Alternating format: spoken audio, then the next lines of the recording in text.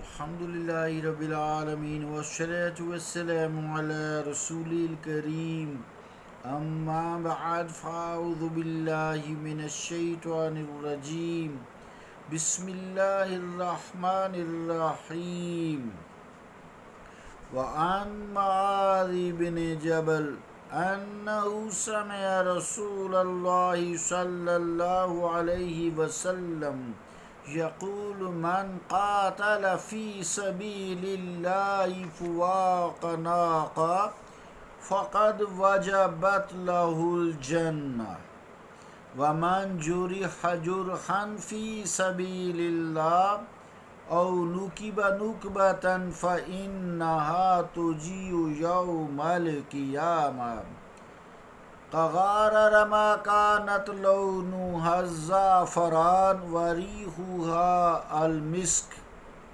ومن خرج به خراج في سبيل الله فإن عليه تابع الشهداء رواه الترمذي وابو داود والنسائی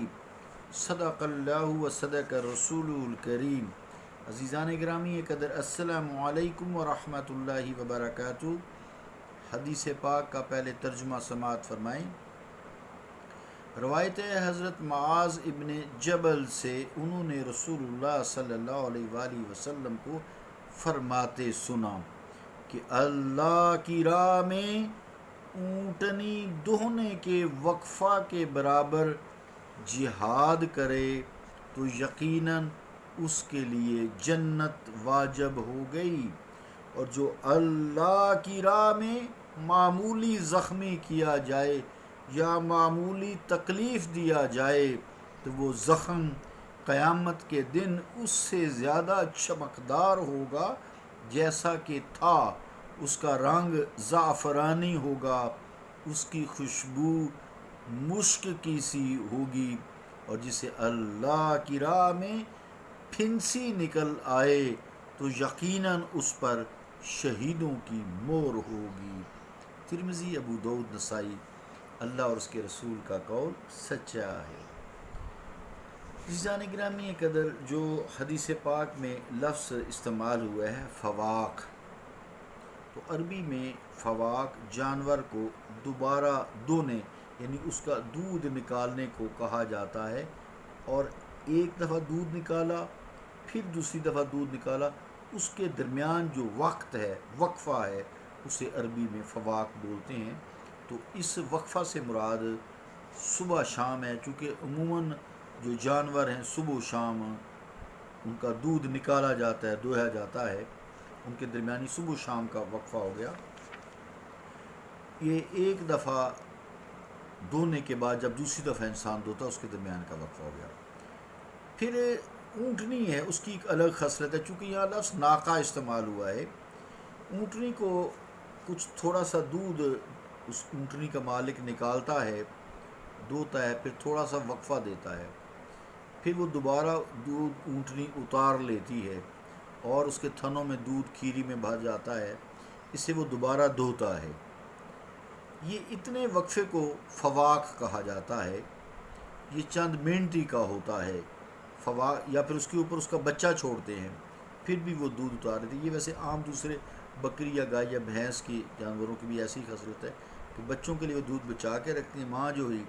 جب اس پہ بچہ چھوڑا جاتا ہے تو وہ اور دودھ اتار لیتی ہے۔ تو لیکن اونٹنی میں یہ ہے کہ وہ چند منٹ کا نہ بھی چھوڑا جائے، اس کا جو بچہ ہوتا ہے تو وہ دودھ چند منٹ کا اتار لیتی ہے۔ تو مراد یہ چند منٹ، تو جہاد چند منٹ کا بھی کرے اس لیے فواق استعمال ہوا ہے، تو چند منٹ کا جہاد کرے تو اس کے لیے جنت واجب ہے۔ تو فواق بنا ہے فوق سے، اور اس کا معنی ہوتا ہے اوپر، چونکہ جب دودھ اس کا دھوتے ہیں تو دودھ اوپر سے آ رہا ہوتا ہے نا، کھیری سے، تنوں میں، پیٹ سے، یہ سارا جو اس کا ایک سسٹم ہوتا ہے، تو چونکہ دودھ اوپر سے ہی تھن میں آتا ہے اس لیے اس کو فواق کہا جاتا ہے۔ پھر جو اتنا جہاد کرے، اللہ تعالیٰ نے اپنے ذمہ پر یہ لازم کر لیا ہے کہ اسے اول سے ہی جنت میں داخل کر دے، یعنی اس کے زندگی میں کوئی گناہ ہو گئے ہیں، یقیناً شہید جو ہے گناہوں سے معصوم تو نہیں ہوتا نا،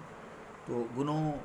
کی سزا کے لیے اسے جہنم میں دوزخ میں اللہ کریم نہیں رکھے گا، کیونکہ اس کے گناہ جو ہوئے اس کی زندگی میں وہ شہادت یا جہاد کرنے سے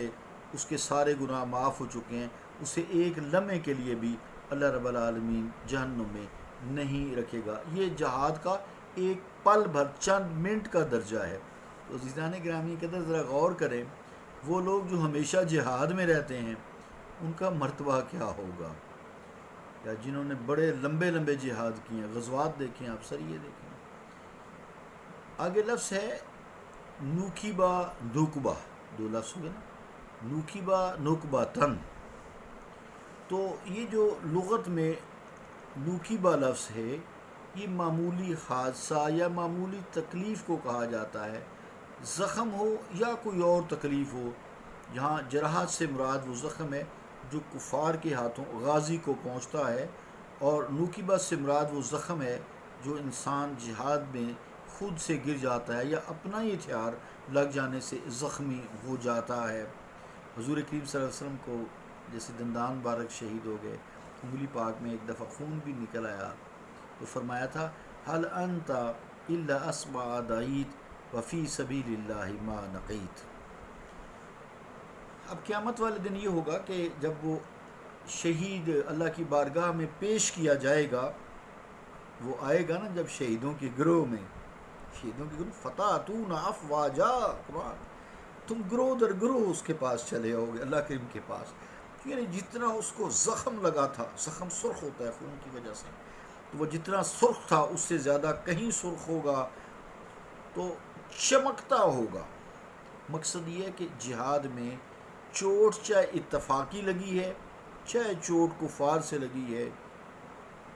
زخم جو ہوا ہے وہ فرمایا ہے کہ اس کے زخم کی جو سرخی ہے، سرخ رنگ ہے، وہ زعفرانی زردی کی طرح چھلکتی ہوگی، جھلکتی، جھلک ہوتے ہیں نا، روشن ہوگی زعفران کی طرح. اور اس کا حسن یہ ہوگا، اور اس کی جو خوشبو ہوگی میدان قیامت میں، میدان حشر میں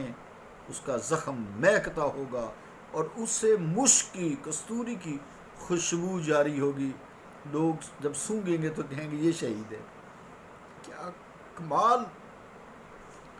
شہید کا رتبہ ہے. پھر فرمایا کہ چونکہ جہاد کی فضیلت ہے کہ جہاد میں اسے کچھ بھی نہیں ہوا، لیکن جہاد میں جیسے گرمی ہے پھوڑا پھنسی نکل آتا ہے، بال توڑ جسے کہتے ہیں، یونیفارم بھی ہوتی ہے، جیسے آج کل تو خود بہت یونیفارم پہنی جاتی ہیں، اس وقت بھی کافی تھی. آگے جو ہے وہ ڈھال پھر سارا خود لوہے کا یا اس طرح کا دھات کا بنا ہوتا تھا تاکہ تلوار کے زخم سے محفوظ رہے. تو اس وجہ سے کوئی پھوڑا یا پھنسی بھی نکل آیا ہے تو اس کا غازی کے میدان جنگ میں جہاد کے دوران، سفر کے دوران، تو قدرتی پھوڑا یا پھنسی بھی کوئی نکل آئے یا کسی کافر نے چوٹ ماری ہے تو وہ اس کا زخم کا آپ کو بتایا. پھر جو پھوڑا پھنسی نکل آیا ہے تو وہ بھی جو ہے اس کو اجر دے گا، اور وہ بھی شہیدوں کے زمرے میں شامل ہوگا. لفظ ہے اس میں حدیث پاک میں تابع الشہداء، تو تابع بنا ہے تبع سے، تابعین، تبع سے بنا ہے. اس کا مطلب ہے چھپنا، مور لگانا، جیسے قرآن کریم میں کہنا طبع اللہ علی قلوبہم، اللہ نے ان کے دلوں پہ مور لگا دی ہے. تو مطلب یہ ہے کہ قدرتی پھوڑا پھنسی اس کو اگر نکل آئی ہے غازی کو تو اس پر شہید کی یہ نشانی ہوگی، یہ مور ہوگی اس کے شہادت کی، اسے شہیدوں کے زمرہ میں داخل کیا جائے گا، اس کا شہیدوں جیسا ہی احترام ہوگا، کیونکہ اس نے اللہ کی راہ میں، بے شک اس نے شہادت نہیں پائی یا کفار سے جنگ کے دوران کو اس کو ضرب زخم نہیں آیا، اس کو خالی پھوڑے کی تکلیف کی وجہ سے اس کو شہیدوں کے زمرہ میں رکھا جائے گا، اور اللہ کی راہ میں اس نے کوشش تو کی ہے نا. تو نیت کا لینا بھی حدیثوں میں آتا ہے. موجودہ دور میں جو لوگ جہاد پہ نہیں ہیں یا نہیں کر سکتے، بوڑھے ہیں یا مال بھی نہیں خرچ کر سکتے، وہ صرف یہ نیت کر رہے ہیں، جیسا کہ پچھلے دن حدیث میں پڑھا ہے کہ اے میرے مالک، جب کبھی وقت آیا تو مجھ میں جتنی طاقت ہے جانی اور مالی